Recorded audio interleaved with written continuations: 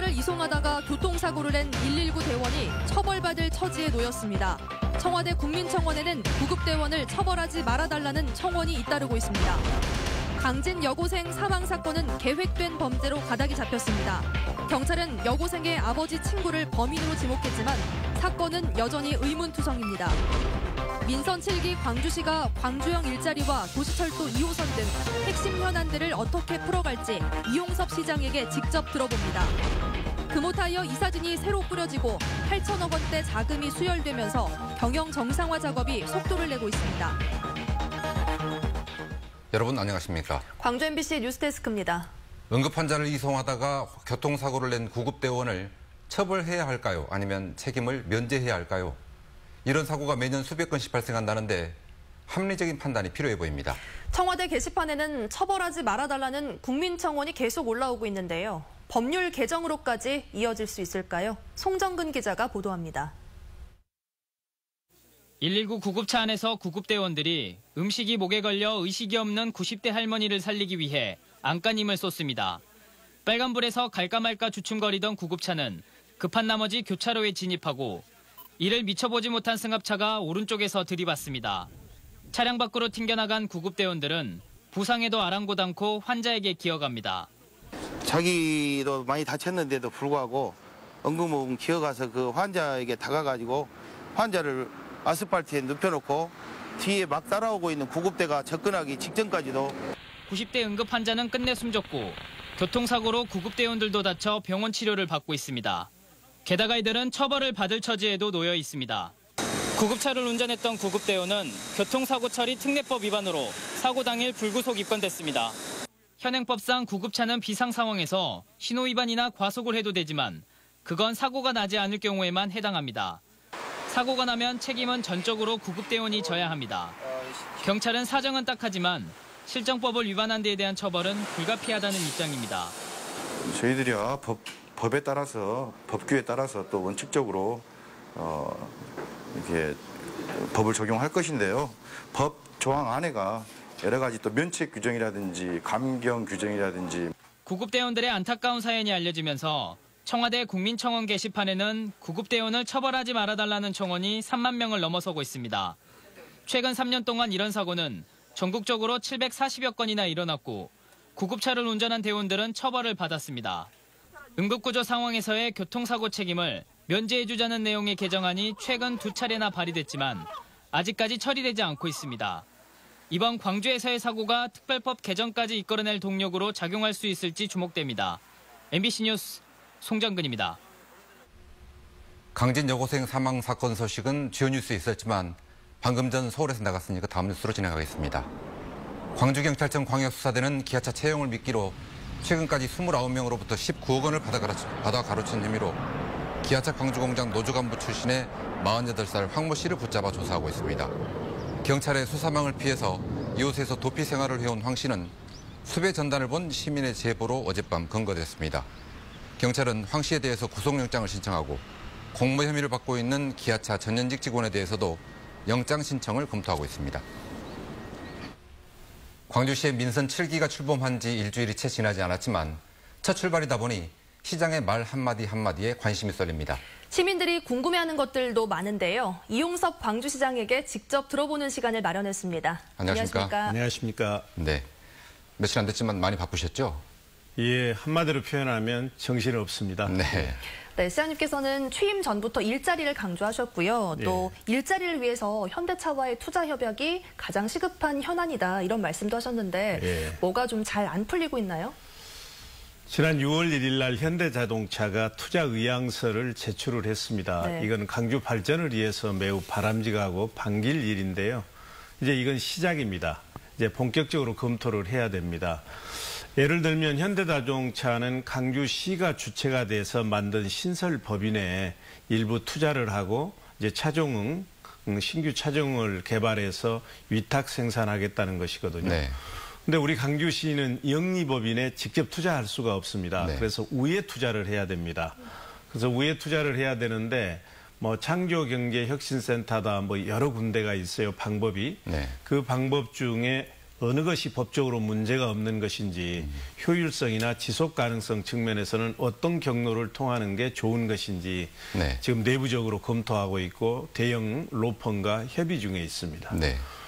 법률적인 문제는 별도로 경제성에도 의문이 있습니다. 현대차가 광주에 위탁 생산하겠다는 차종이 1000cc 이하의 소형 SUV로 알고 있습니다. 전기차 같은 친환경 차도 아니고요. 그러면 경제 파급 효과가 떨어지지 않을까? 혹시 또 적자나면 어떡하나 이런 걱정이 있습니다. 그렇죠. 그런 문제가 매우 중요하지요. 현재로서 확정된 것은 현대자동차가 경제성과 시장성을 감안해서 그러니까 이익을 낼 수 있는 그런 차종을 개발해서 네. 이제 우리가 만드는 법인에 위탁해서 생산해서 현대차의 브랜드로 판매를 하게 됩니다. 네. 그래서 지금 유력하게 검토되고 있는 것이 이제 경차 SUV 차량인 것은 맞습니다만 네. 아직 완전히 확정된 것은 아닙니다. 네. 그래서 지금 말씀하신 대로 이게 만들어진 차량이 판매되지 않아가지고 재고가 쌓이고 적자가 나면 안 되지 않겠습니까? 그래서 상당히 오랜 기간 동안 수익을 낼 수 있는 그런 차종으로 선택을 할 것입니다. 네. 네, 또 도시철도 2호선 공론화 방식을 놓고도 지금 좀 논란이 있었습니다.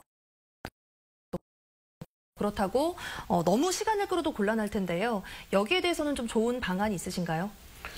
제가 취임한 지 지금 4일밖에 되지 않았는데 그리고 일관되게 저는 도시철도 2호선에 대해서 제 입장을 가지고 있는데 네. 참 많은 비판이 있습니다.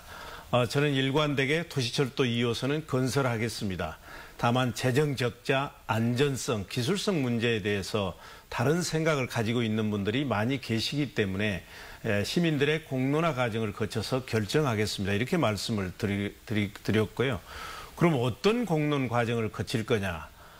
이제 시민 모임이라고 하는 그 저심도 도시철도를 건설하는데 반대하는 입장을 가진 시민 네. 모임이 있습니다. 네. 여기에 이제 그쪽에서 생각하는 공론 방식을 저희한테 이제 제출해 주도록 저희가 얘기를 했고요. 그것이 오면 이제 결정을 할 것입니다. 다만 저는 이제 다수 시민들의 뜻을 가장 잘 반영할 수 있고 또 여러 가지 효율성이나 지역의 분열과 갈등을 최소화할 수 있는 그런 공론 방식을 결정을 해서 가급적 조기에 결정하려고 생각 중에 있습니다. 네. 이제 시장이 바뀌었으니까 조만간 인사가 있을 거다 이런 예상들이 많습니다. 문화경제부 시장은 누가 될지 또 산하기관장은 어떤 분들이 기용이 될지 이런 관심들인데 물론 능력이 최우선이겠습니다만 그것 말고도 다른 기준들이 있습니까?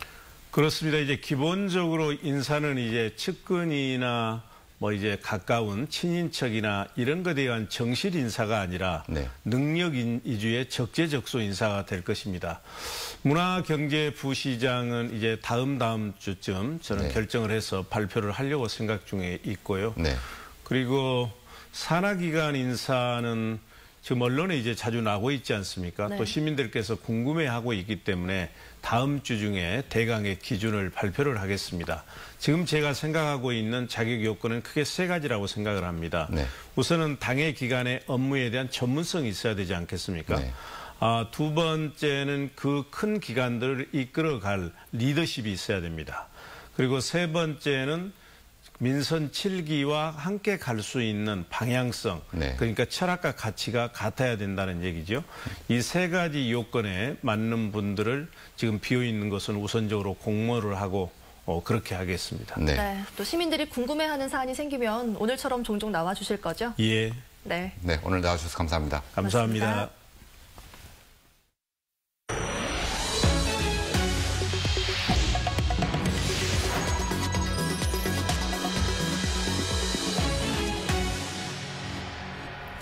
금호타이어가 경영 정상화 작업에 속도를 내고 있습니다. 주주총회를 통해 새로운 이사진이 꾸려졌고 시설 투자와 수익 구조 개선을 위한 8천억 원대 자금도 수혈될 예정입니다. 보도에 이계상 기자입니다. 금호타이어가 임시 주주총회를 열어 더블스타 그룹의 차이용선 회장과 장진화 재무책임자를 사내 이사로 선임했습니다. 이들은 비상근직인 기타 비상무 이사로 이사회에 참여할 예정입니다. 약속대로 금호타이어 기존 경영진인 김종호 회장 등에게 독립적 경영권을 주겠다는 뜻으로 해석됩니다. 금호타이어는 노사정위원회의 추천을 받아 노동법 학자인 조선대 최용엽 교수를 사회 이사로 선임했습니다. 중국 기업인 더블스타가 금호타이어의 최대 주주가 된 상황에서 경영진을 견제하고 노동자의 이익을 대변하는 역할을 해낼 수 있을지 주목됩니다. 더블스타는 주총 이후 6,463억 원어치 유상증자 대금을 완납해 45%의 지분을 보유하게 됐고 금호타이어는 58년 만에 새 주인을 맞이했습니다. 산업은행 등 채권단은 금호타이어에 2천억 원의 신규 대출을 지원할 예정입니다. 금호타이어는 긴급 수혈되는 8천억 원대의 자금을 활용해서 공장 설비를 보강하고 국내외 영업망 회복과 중국 법인 정상화 등 경영 정상화 과제를 해결해 나갈 계획입니다. MBC 뉴스 이계상입니다. 올여름 장마는 마른 장마라는 말을 들었던 예년과 달리 유난히 비가 많습니다. 다행히 주말인 내일과 모레는 비 소식 없이 구름만 끼겠고 다음 주 월요일에 다시 비가 내릴 전망입니다. 이다솔 기상캐스터가 전해드립니다. 연일 하늘빛이 흐립니다.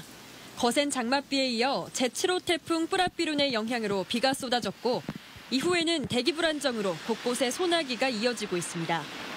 날이 더워지면서 녹음은 점점 푸르러가지만 파란 하늘빛은 좀처럼 보기 힘들어 마음까지 눅눅해지는 느낌입니다. 하늘이 맑아지고 이제 비도 조금 근치고 그냥 끄끄보고 죽겠어. 이제 그만 좀만 왔으면 쓰겠어요.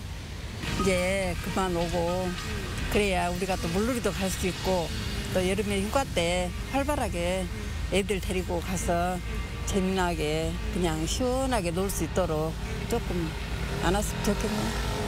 맑은 하늘을 보고 싶은 시민들의 마음과는 달리 제8호 태풍 마리아가 또다시 오키나와 해상에서 북상 중입니다. 직접적인 영향권에 들진 않겠지만 다량의 수증기가 유입되면서 비구름대가 강하게 발달할 가능성이 큽니다. 예상대로라면 일요일 오후부터 차차 흐려져 월요일인 9일 광주를 비롯한 전남 지역에 한 차례 비가 쏟아지겠습니다. 주말인 내일은 가끔 구름 많겠고 모레는 오후부터 차차 흐려지겠습니다. 내일 광주의 아침 기온은 20도로 오늘보다 3도가량 낮겠고 낮 기온은 29도까지 오르겠습니다. 비가 주춤하는 주말 동안 모처럼 나들이 가는 것도 좋지만 혹시 모를 호우에 대비해 농작물이나 주변 시설을 점검해보는 것도 좋겠습니다. MBC 뉴스 이다솔입니다. 세계 수영선수권 대회를 1년 앞두고 방한한 국제수영연맹 대표단이 오늘은 여수를 방문해 하이다이빙 경기 개최 가능성을 검토했습니다. 여수엑스포 해양공원을 둘러본 대표단은 임시 수조를 놓는다면 하이다이빙 경기가 가능하다고 판단하고 기술 검토를 계속하기로 했습니다. 이에 대해 광주시와 수영대회 조직위는 하이다이빙 경기를 개최 도시가 아닌 타 지역으로 옮길 수는 없다는 입장이고 수영연맹 회장은 개최 도시의 의견을 최대한 존중하겠다고 말한 것으로 알려졌습니다.